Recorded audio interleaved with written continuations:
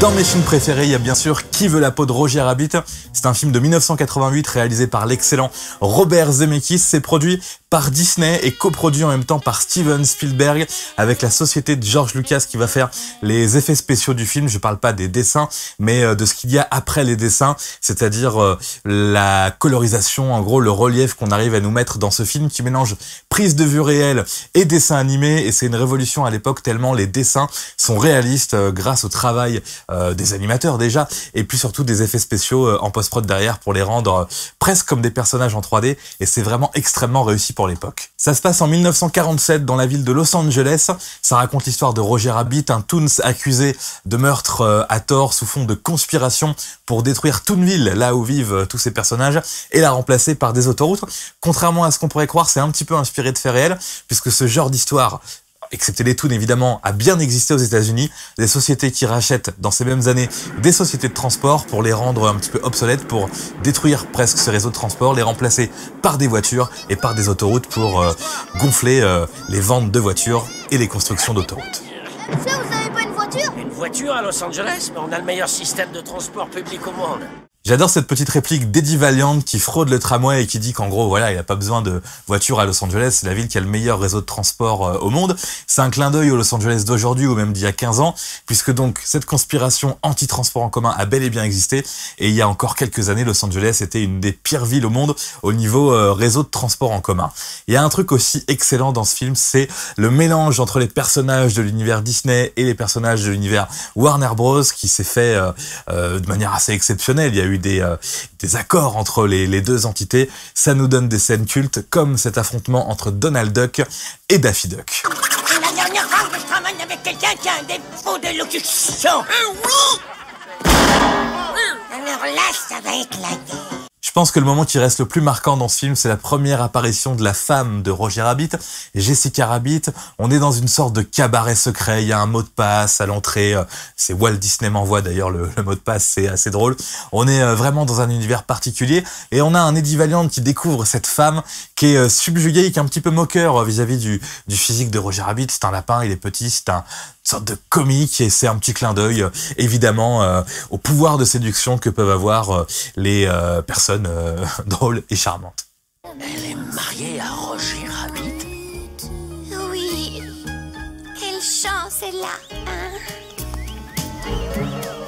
Now if you had prepared 20 years ago, you wouldn't be the one. Une réplique qui m'a aussi beaucoup marqué dans ce film, c'est quand Roger Rabbit explique qu'il est heureux. Alors c'est drôle, enfin ça fera pas rire tout le monde, mais surtout c'est vraiment là un excellent mélange entre la prise de vue réelle et l'univers des Toons. Roger Rabbit qui passe par la fenêtre et qui laisse sa silhouette, c'est un classique des dessins animés.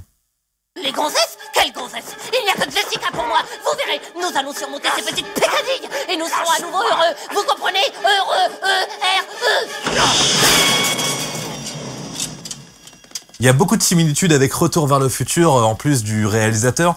Et donc, on retrouve un acteur de Retour vers le futur dans un rôle complètement différent. C'est Christopher Lloyd qui joue ce personnage angoissant qui fait très très peur, qui a terrorisé sûrement des millions d'enfants, le juge de mort. Cet homme essaie-t-il d'enlever des indices trouvés sur les lieux du crime?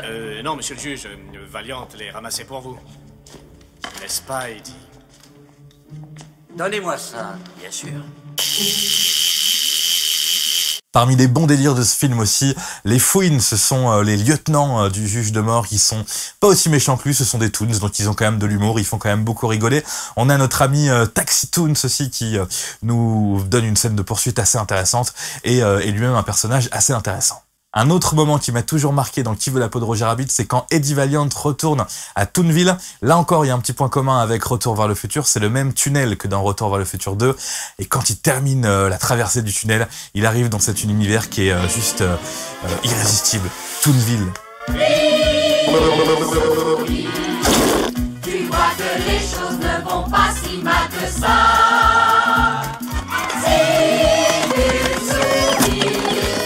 Dans la catégorie choses aussi qui nous ont sûrement traumatisés pendant notre enfance, on avait la fameuse Trempette. Pour vous expliquer, le juge de mort, il veut détruire toute une ville pour remplacer ça par des autoroutes, par des stations-service.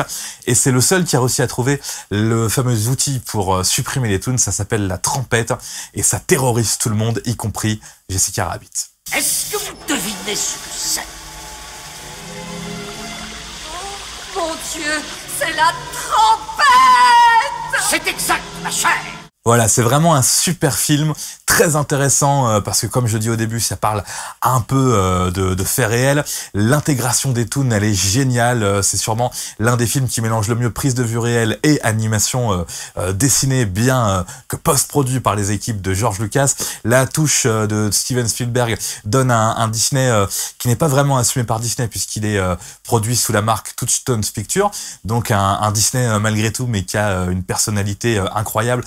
Comme on le voit rarement dans les films Disney, un super film que je recommande à ceux, vous êtes sûrement pas nombreux qui ne l'auraient peut-être jamais vu. Qui veut la peau de Roger Rabbit, un Roger Rabbit formidable, un Eddie Valiant extrêmement drôle, un film qui marche super bien à tout point de vue.